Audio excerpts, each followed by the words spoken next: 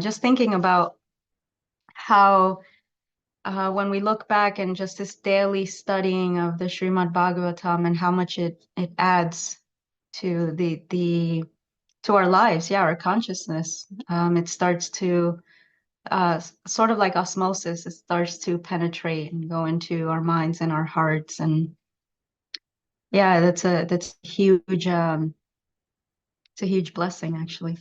Okay, so good morning to everyone. Let's continue the reading. I'm going to share the screen. We're on chapter 47. Today's verses are 22 through 26. So we'll start here. And I'm just going to read the English translations, and we may get into the Sanskrit of a couple of them.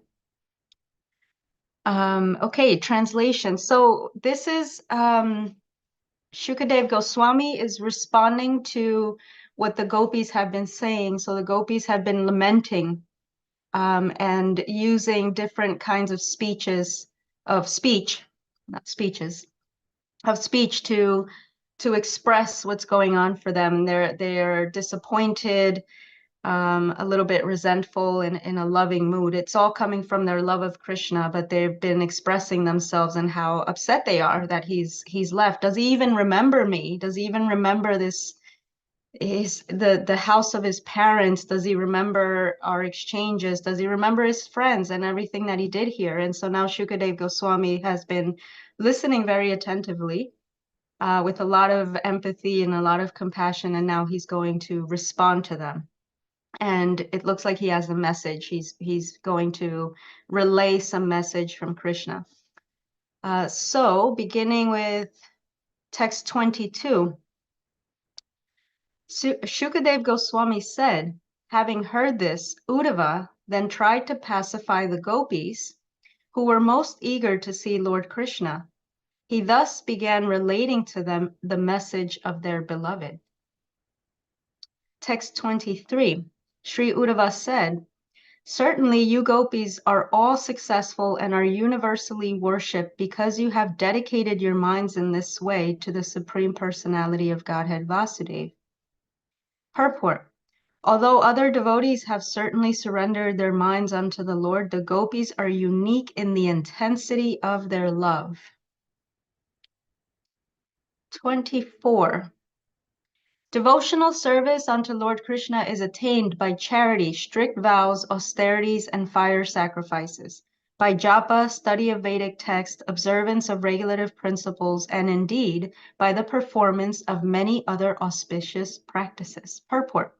Srila Vishwanath Chakravarti explains the process described here as follows. Dana, donations given to Lord Vishnu and his devotees. Vrata, observing vows such as Ekadashi. Tapas, renunciation of sense gratification for Krishna's sake. Homa, fire sacrifices dedicated to Vishnu. Japa, privately chanting the holy names of the Lord. Svadhyaya, study and renunciation of Vedic texts such as the Gopala Tapani Upanishad. 25. Translation. By your great fortune, you have established an unexcelled standard of pure devotion for the Lord, Uttama Shloka, a standard even the sages can hardly attain. Purport. The term Pravartita indicates that the gopis brought to this world a standard of pure love of God that was previously unknown on the earth. Thus, Uddhava congratulates them on their unparalleled contribution to the religious life.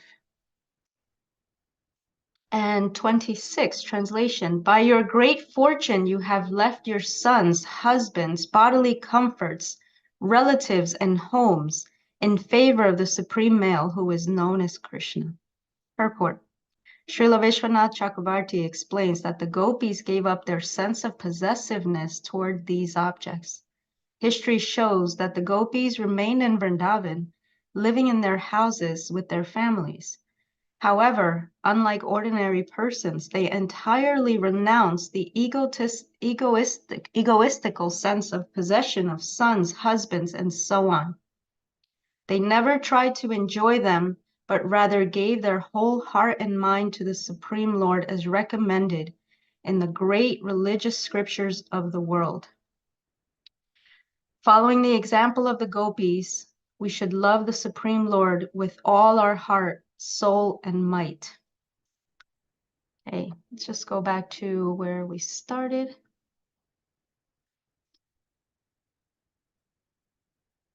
Okay. Namo Vishnu Padaya Krishna Prastaya Bhutale Shrimati Bhaktivedanta Swaminiti Namine Namaste Saraswati Deve Gauravani Pacharine Nirvisesha Sunyavadi Paschatya Deshatarine Jai Shri Krishna Chaitanya Prabhu Nityananda Shri Advaita Gadadhara Shivasadi Gaura Bhaktavinda Hare Krishna Krishna Krishna Hare Hare Hare Rama Rama Rama Hare Hare. Ah, such wonderful verses. There's so much here. I mean, we can talk all day about what's in here. Okay, so where do we start? There's something, there's something really important here, that the gopis are, what's being implied here is they've, where it says their contribution to religious life, it's because they're showing the way, they're showing what the ultimate goal is of the religious spiritual life, which is that complete love, complete dedication of mind, activities, and emotion towards Krishna. And the fact that the gopis have that to a degree that is unparalleled. It hasn't been seen anywhere. And so I'm going to just stop sharing this here. A second. Okay. So the gopis are unique in their intensity for this. So it's very interesting that the first Shukadev Goswami is saying, well, this is an unparalleled. You're famous all over because of how you display this, how you live your love for Krishna. And it's being displayed by their lamenting. So they're not lamenting because in the way that we lament, like I need this, I don't have that. They're lamenting because their source of, not only the source, but what they direct their thoughts, their emotions, their mind, their love, their everything, their actions, that person isn't there anymore. And so it's a different emotion than the ones that we feel.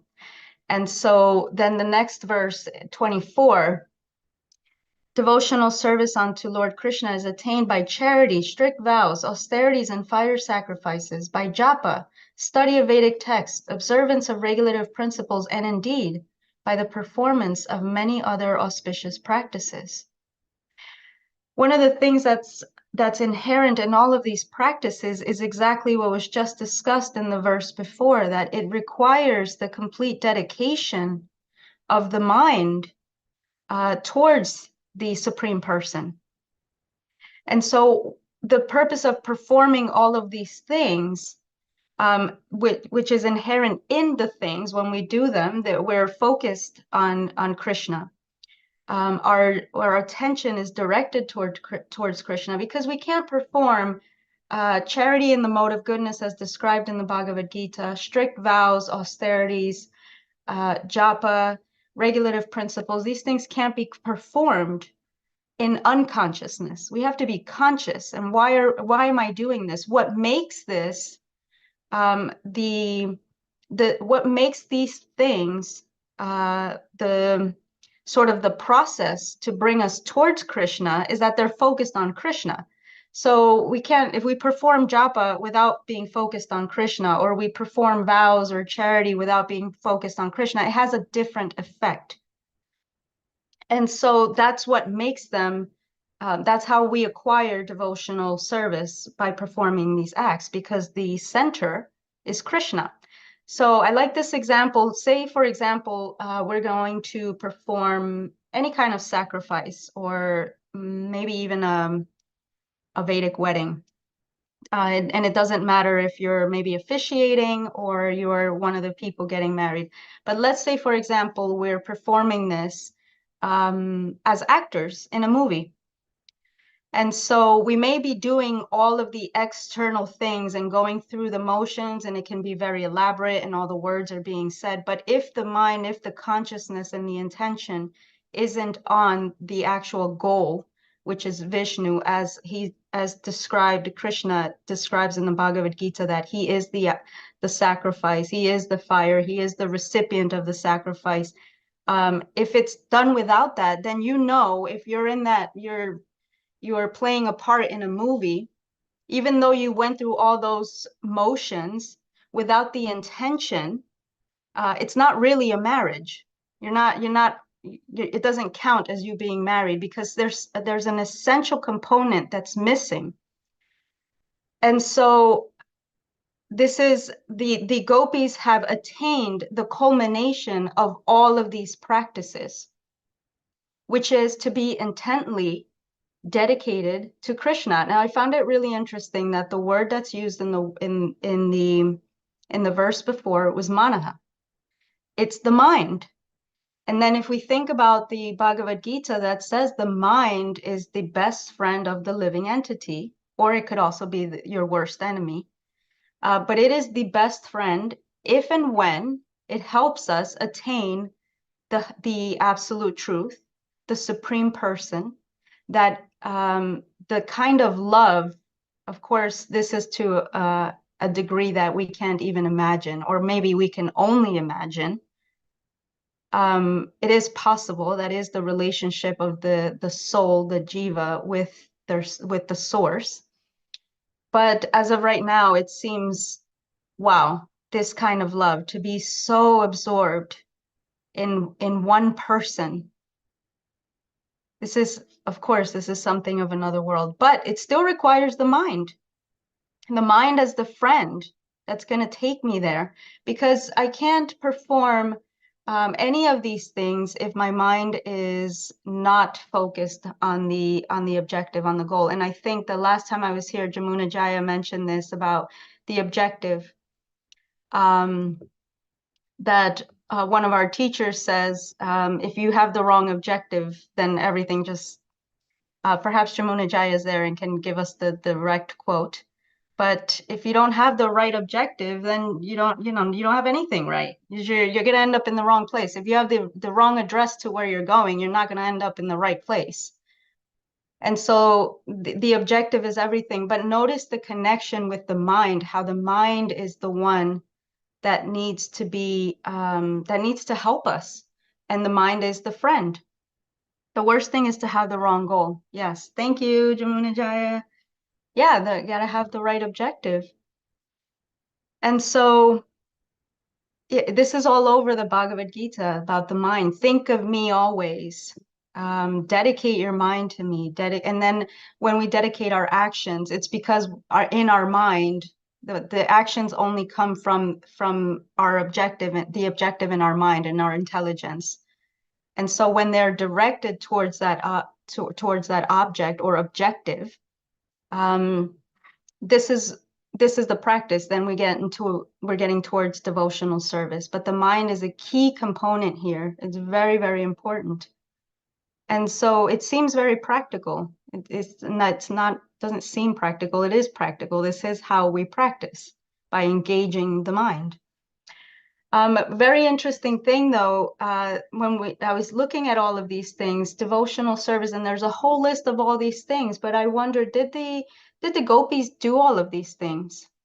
Or did they just love Krishna? And so it's possible, based on the 18th chapter of the Bhagavad Gita, 1866, abandon all varieties of religion and just surrender unto me. I shall deliver you from all sinful reactions. Do not fear. Sarva dharman parityaja, give up all varieties of religion and then just surrender unto me alone. And so what that means is And then we're going to get into the last verse that we were reading. What that means is, and this is again displayed by the gopis, it doesn't mean you just sit down and don't do anything. It means that I no longer take shelter in these things, in any varieties or any dharmas, anything that I think defines me, but I take shelter of Krishna. But why is this important? Because they're giving up their husbands, they're giving up their sons, their homes, but it's very important how it's described that they left their husbands. I'm going to pull this verse up again.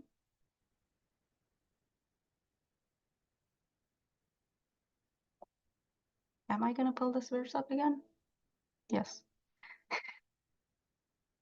Okay. By your great fortune, you have left your sons, husbands, bodily comforts, relatives, and homes in favor of the supreme male, who is known as Krishna. And so it's saying historically, by all, in all practicalities, they didn't leave their homes. They didn't abandon their families and their husbands and their children and their duties. So where did this leaving happen? It happened in the mind. It happened with their intelligence. They understood, what is my only true shelter? Because we take great shelter of our families, our husbands, wives, bodily comforts, our homes. We're sheltered by those things. And we have a sense of, okay, everything's okay. I have what I need. I have protection. I have shelter. I have, people around me that are invested in my well-being. But they're saying, yeah, okay, we have all these things, but my real shelter is Krishna. And so it goes back to that verse, abandon all varieties of religion, abandon all dharmas, abandon all shelters aside from me. But that doesn't mean we then get rid of our duties. Like Arjuna, he didn't have to, he had to fight, but he was saying, well, whether you fight or don't fight, that's not going to help you. That's not what's actually going to save you. You do whatever you want, but that's not what's actually going to save you. What's going to save you is if you have your mind in the right place and you understand what your true shelter is and what your true objective is. And then you choose, you just decide. So this is, I just found these verses incredibly profound and practical, because this highest love, imagine all day, every day, we just know, if we just knew where our true shelter was, would there be so much anxiety? Would there be so much fear? I certainly wouldn't have so much fear and anxiety and worry and distress and trying to figure it all out.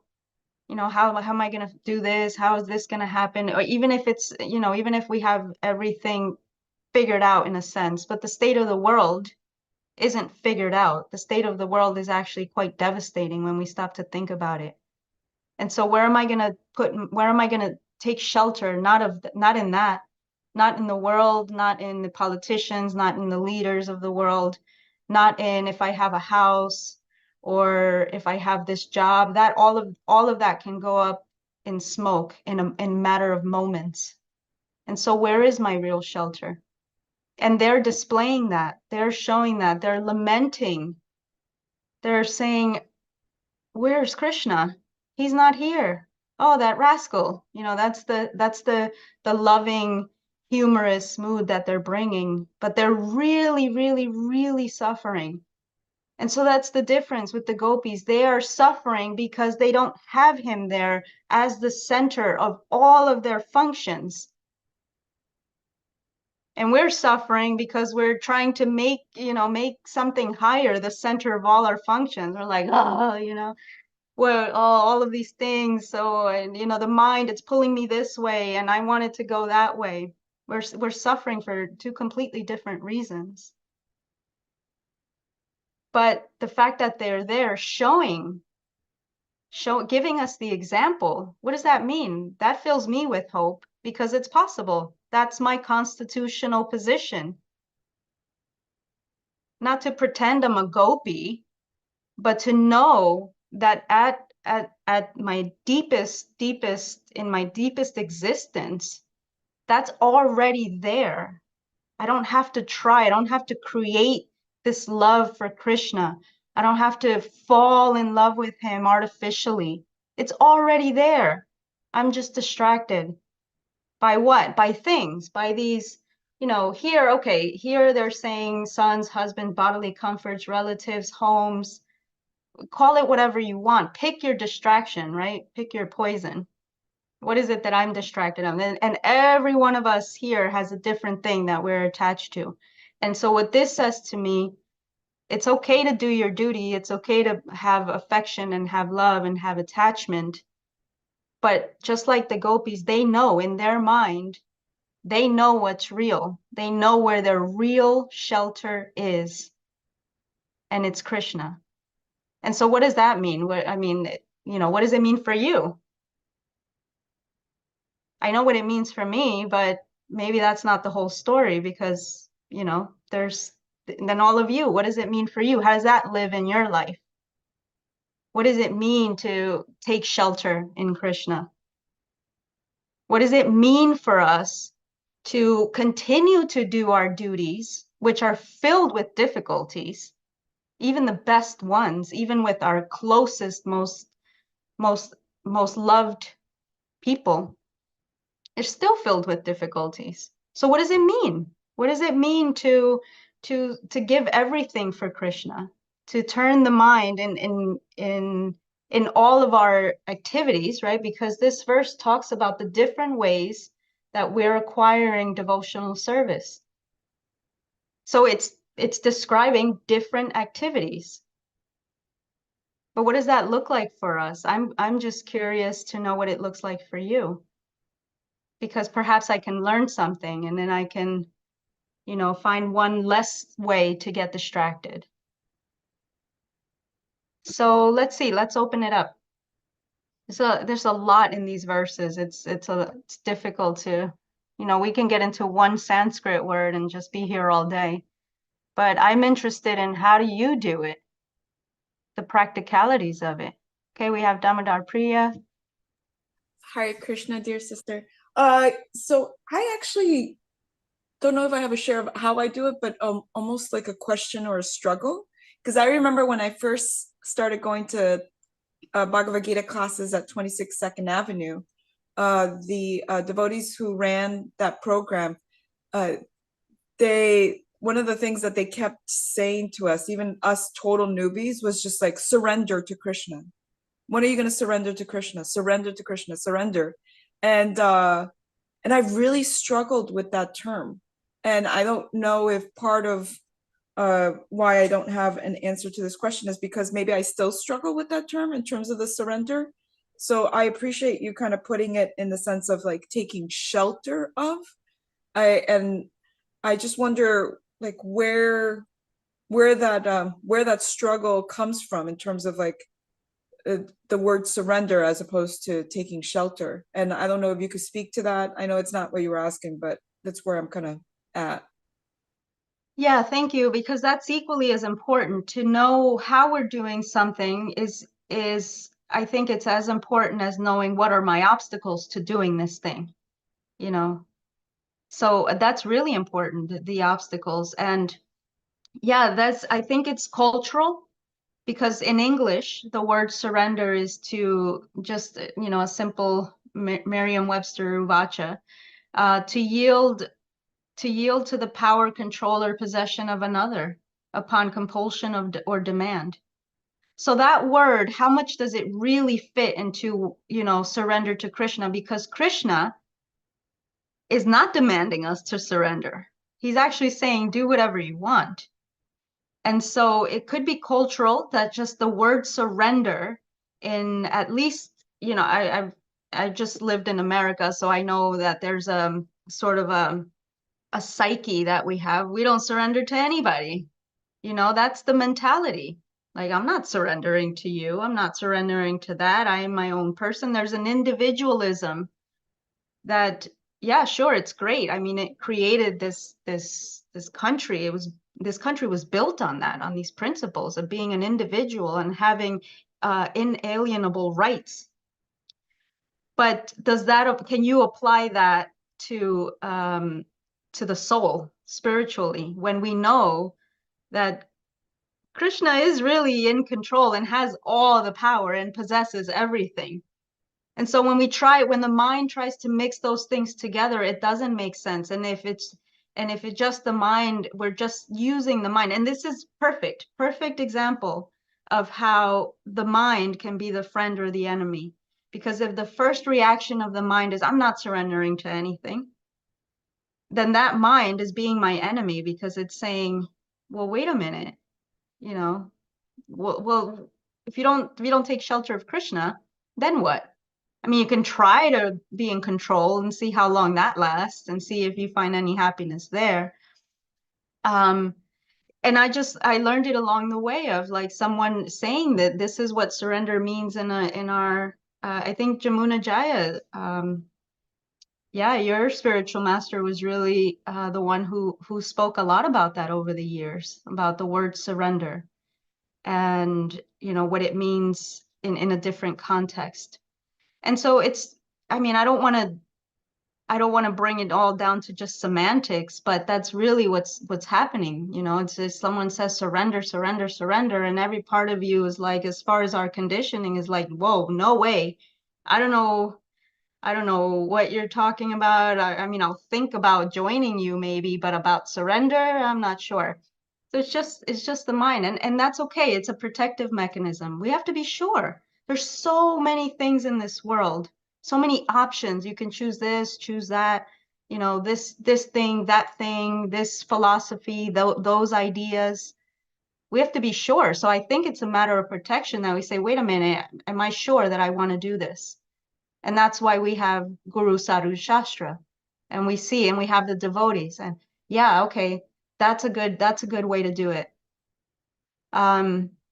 Yeah, so it's just the words sometimes are limited, and our understanding of those words are such that they may create a little bit of a, not so much a difficulty, but like what is I think Brahmatirtha calls it a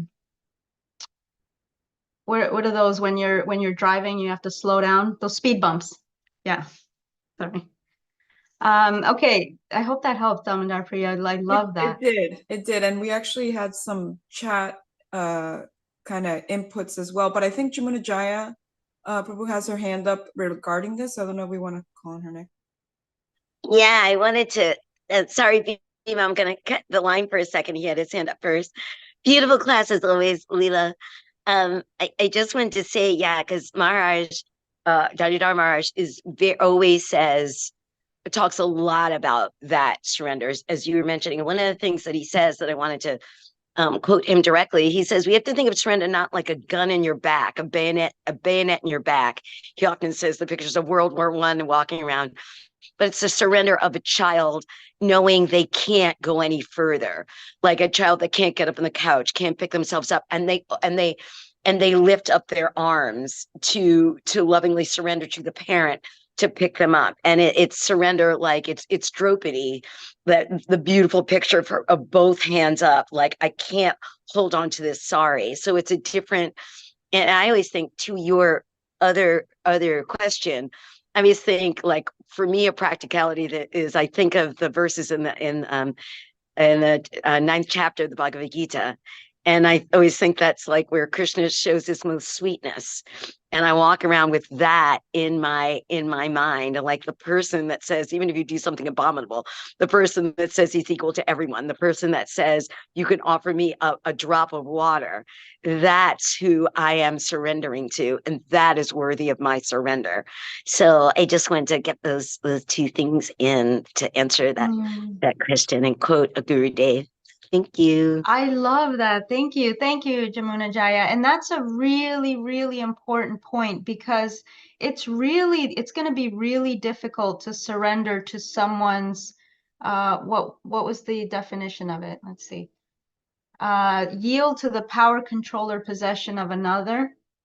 What Jamuna Jaya was just saying, like, you know, Krishna's different than your average person that has power and control. They actually want to use that for their own benefit. Krishna has all power, all control, but he doesn't need anything. And so what does that imply? That we're absolutely safe with this person. This person's not going to take advantage of me. They're not going to do anything to hurt me just because they want to be in control and they want to exercise their power. That's the difference. And that's why, you know, Krishna as Bhagavan having these qualities, the ultimate unlimited renunciation, because he has all strength, all power, but he's also renounced. He doesn't need anything from me. There's nothing that he can get from me. I have nothing to offer, basically. He has everything. And so am I safe in that? Absolutely, because there's no self-interest there. It's just about a loving relationship. And so and then why do children surrender to their parents? You know, that we always talk about that example of the felines, right? Where the way they grab their babies and they just surrendered. You know you're safe. And so I personally will always trust someone who's doesn't have this egotistical self-interest. Yeah, you just feel safe there. There's nothing that you're going to try to exploit me exploit me. You're not going to try to exploit me because you don't need anything. You've got it all. And so now we can just be friends. And then so on the other side, we're trying to purify ourselves so that we don't become these little tyrants trying to wield, control and power over everyone else. That's the process of purification.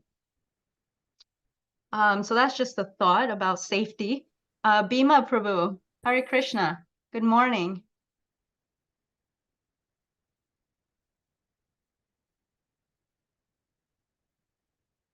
Okay, in the meantime, oh, there you are.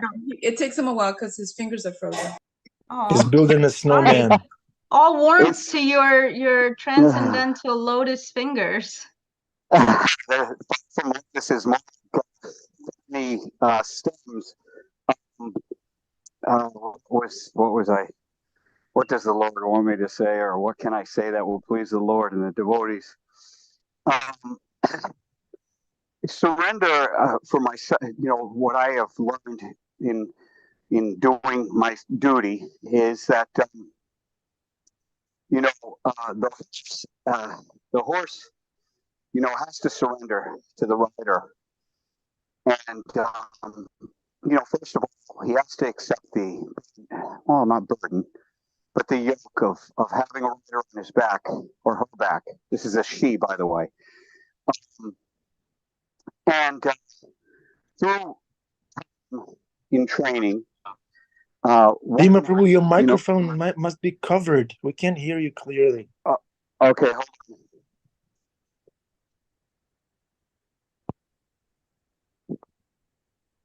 on. Well, Bhima Prabhu is preparing. Any better? Yeah, better. Yeah. Okay. All right. Much I'm better. sorry. Thank you. Well, anyways, a horse learns to surrender to its rider. The rider slowly introduces the horse by very, very subtle cues, never by force, but by subtle cues. First of all, the horse is understanding that there are other members of his or her herd. Can I be heard, by the way? Yes? 75%, yes. So. Okay. So. Great. I'll come back later. Let somebody else speak. Okay. Yeah, I looked up the word surrender. Vaisheshika Prabhu often goes to the origin of the word, and it says that sur means it's Latin root. It means above, something above, like surreal, and then render means to give back. So it's a perfect word for us devotees: surrender, to give back to someone who is above all. But then, historically, this word has been misused and applied in so many ways. So that's all conditioned. It's all external. Originally, the word. Kartik Prabhu has a really great quote in the chat. If you want to read let's read that, because this is wonderful. I'll read it. Vasudeva Prabhu once explained that surrender doesn't mean to surrender one's intelligence and free will. It means that I want to understand, not argue, and act accordingly on what is right, like Arjuna in the Bhagavad Gita. And that is the point, that we're not surrendering our intelligence and our free will. You wouldn't want someone to love you just out of duty or out of compulsion or because you force them. That's unhealthy behavior, and Krishna doesn't engage in unhealthy behavior. The highest form of love is when you want to. You know, when someone does something for you, but they kind of do it with an attitude, you're like, it happens a lot between parents and children. You know, and my mom used to say, you know what, forget it, I'll do it. I don't need you to do it in a bad mood. Just, Yeah, that's the why worst would type of freedom. yeah, why would Krishna be any Help you. different? Yeah. Yeah. Okay, so we have Bhima. Is that a new hand or an old hand? Am I coming over? I don't want to speak if I'm muffled. Am I okay? Not really, Bhima Prabhu. All right, forget it. Hare Krishna. I enjoy more listening to you guys. Hare Krishna. Okay, Hare Adi Krishna Krishna. Prabhu has his hand up.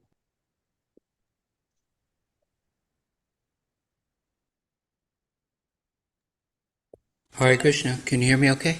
Yeah, Hare Krishna, Prabhu. Class. You've explained it very clearly, and there are some scriptural references in the Bhagavad Gita. Krishna explains to Arjuna that if we are attracted to material opulence, possessions, comfort, safety, and are bewildered by such things, if we find that attraction and if we are bewildered by such things, the resolute determination for devotional service to the Supreme Lord does not take place. The resolute determination for genuine, pure devotional service to the Supreme Lord does not take place. So it says that the Gopi's love was constant and intense and pure and focused and loving, that there was a quality to it. It wasn't lukewarm. It wasn't, half-hearted. That there was a totalness to it, and all the time, everything quality to it, which is so nice, And then it says that, you explain this, that surrender is based on, you use both these words, love and trust. That we surrender on the basis of love and trust to a person. We're not surrendering to a list of rules, to a building, to the temple, to an institution. We surrender to a person on the basis of love and trust. We see this person loves me, like you said. This person is concerned with my benefit and my care and is giving and doesn't want anything from me. And so I trust that person and I'm willing to obey that person. Whereas in the material world, anyone with any intelligence will be very, very hesitant to give their obedience to just anyone and everyone who is not motivated in the best way. Anyway, we've explained it very clearly that surrender is based on love and trust, and that if we're attached or attracted to material things and are bewildered by such things, our resolute determination for devotional service with the Lord will not take place. We won't be able to give ourselves totally. Okay, all glories to Srila Prabhupada. Hare Krishna. Hare Krishna, so eloquently said. Thank you. Thank you, Hare Repeating Krishna, Guru. Prabhu. Bhakta Okay, Hugo Prabhu. we have Bhakta Hugo. Hare Krishna. Hare Krishna. I'm looking very official. I hope that's not intimidating. Lila, Devi, it's a great pleasure to see you. Happy New Year. Thank you for the class. What Bhima Prabhu was saying, it was kind of difficult to hear, but what I caught, I was just inspired to kind of expand on it, because the little bit that I caught, I thought it was a very beautiful point. Like, how does one train horses? If you just try and beat a horse into submission, it is not going to work. This is a multi-thousand-pound animal. It will trample you into the ground. Or if you are able to break it, it'll just be depressed, it'll be anxious, and it may get the work done, but its health will go down physically and mentally. But what the trainer does, what Bhima Prabhu was saying, these subtle cues, one little step at a time. Yeah, Bhima Prabhu, you've unmuted. No, listen, I just wanted to respond after you're done. Please, but you're saying everything perfect. And so the rider, the trainer, gives the horse just little things at the time, giving more and more and more intense cues, intense exercises, intense drills to do, but it's always in a progressive step, always a little bit at a time, subtle little cues just to show the horse more and more over time, yes, this is okay, you're still safe here. And then pushing the boundary a bit further and saying, okay, this is still okay, you're still safe here. And then over the course of weeks, months, years, the horse becomes trained to really be very attentive to the subtlest cues. And whatever the trainer does, whatever the rider does, the horse follows along naturally because the horse already knows, like, I'm perfectly safe. I trust this person. And I was relating that to my own experience in bhakti, that I found myself in a guide or mentorship role many times in bhakti, and I continue to finding myself, although that's anyone practicing bhakti, they're a guide and mentor, whether they know it or not. And sometimes I've seen that folks who are younger than me, they'll get intimidated. Like, oh my gosh, you chant like a whole 16 rounds and these 4 principles? Like, really? Like, you don't even drink wine on New Year's Eve? What? You're a dangerous person, Bhakti Hugo Prabhu.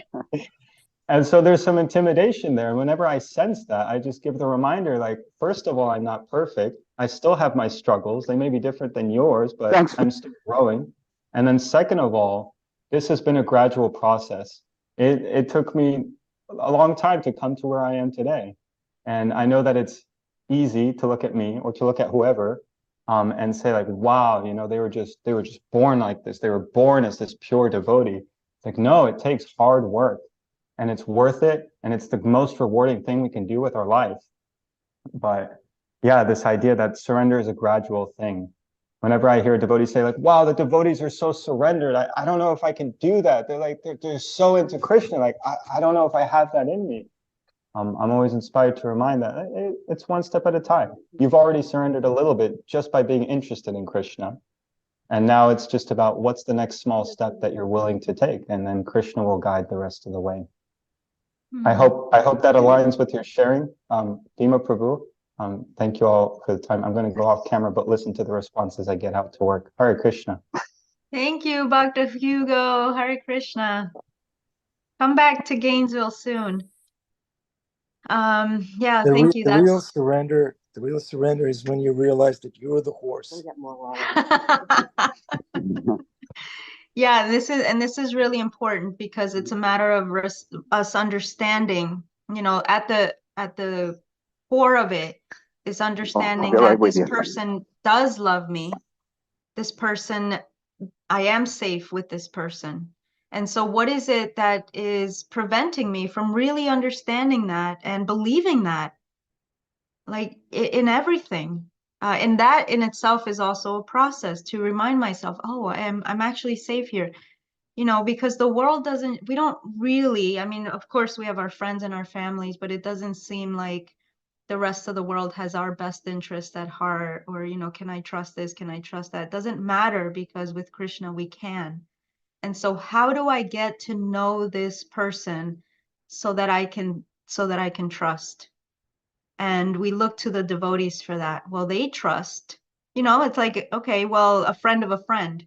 Yeah, because I trust my friend, I know that that person's okay. So a friend of a friend. And so how do I get to know him to this degree so that I feel safe?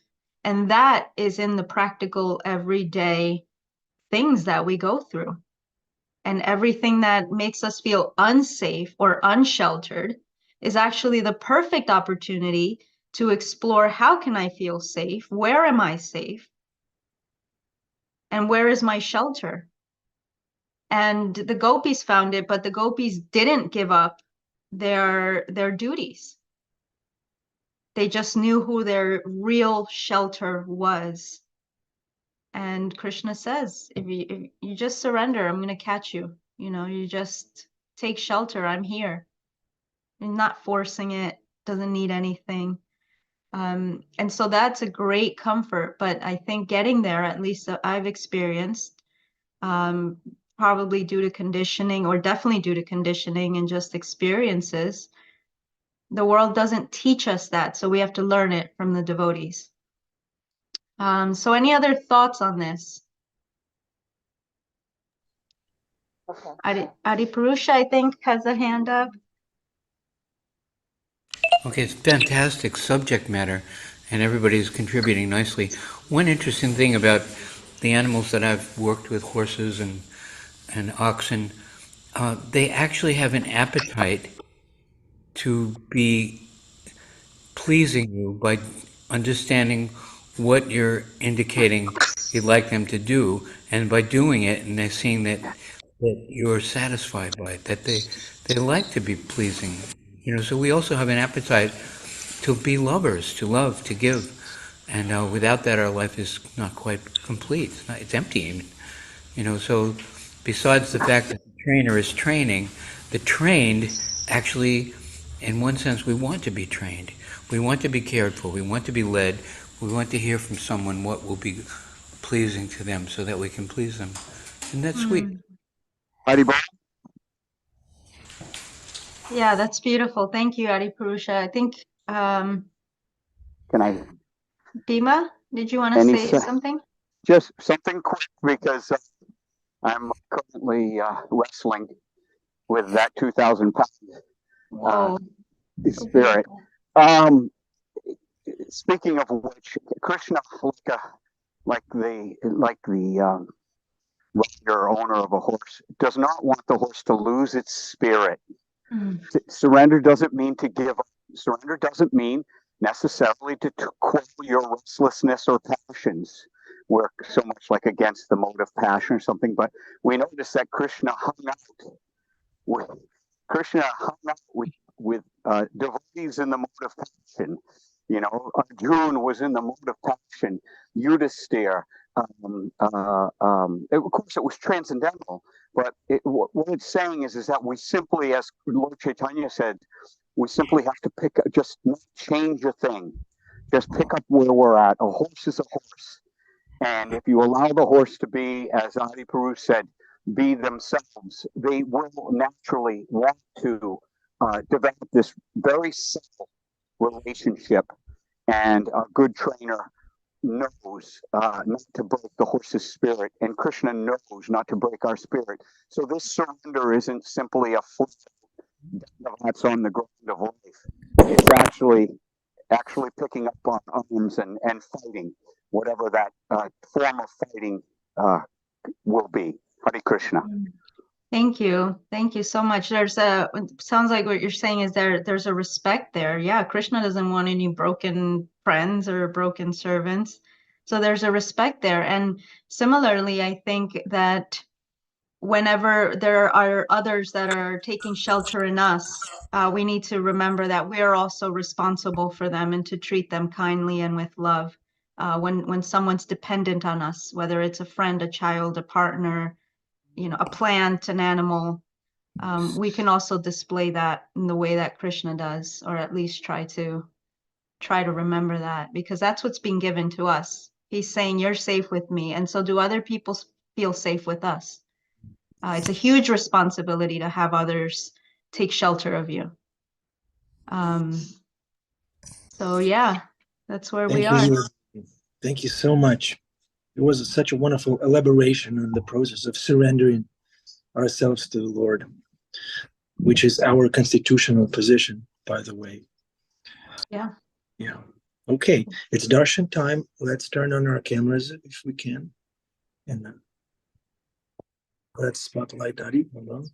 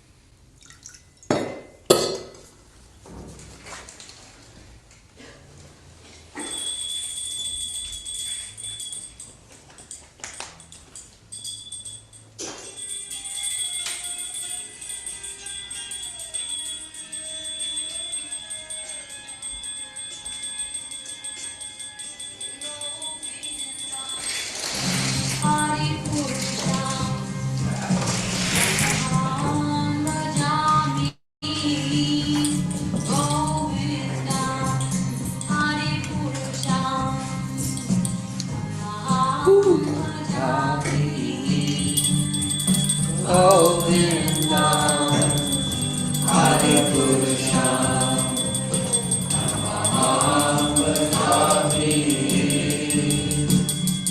Eno Mandana Maravinda Dalayatata Bhagavatam Samastita Purasundarangam Kanda Nagoti Kamaniya Nichetayoga Govinda Hare Krishna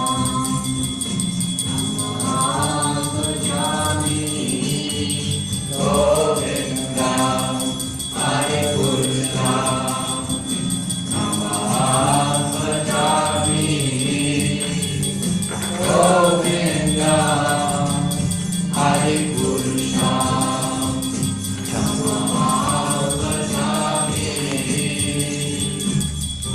Kandani Yasya Shakamen, Vijagri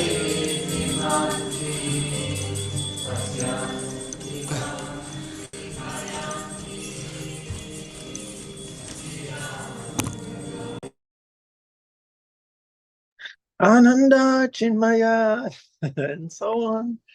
Hare Krishna. Lila Devi, wonderful class. Everybody's appreciating the class, the quality, the depth. Yeah, I personally am inspired to surrender finally. Maybe today I'll do it. But it says in the Shastra that it's not a one act, it's not just one action. Surrendering yourself to the Lord is the process, like you said. It's a gradual process. Thank you. Moment to moment. Jai. Have a beautiful day. Wonderful living entities. It's nice to see you all. Hare Krishna. Thank you for your inspiration. I get so much from just being in your association. Jai. Thank you. Living entities. Have a wonderful day. Give it to Krishna and come again tomorrow. Hare Krishna. I feel like an ant, insignificant. Hare Krishna. Hare Krishna. Good seeing everybody. Hare Krishna. Thank you, Lila Devi.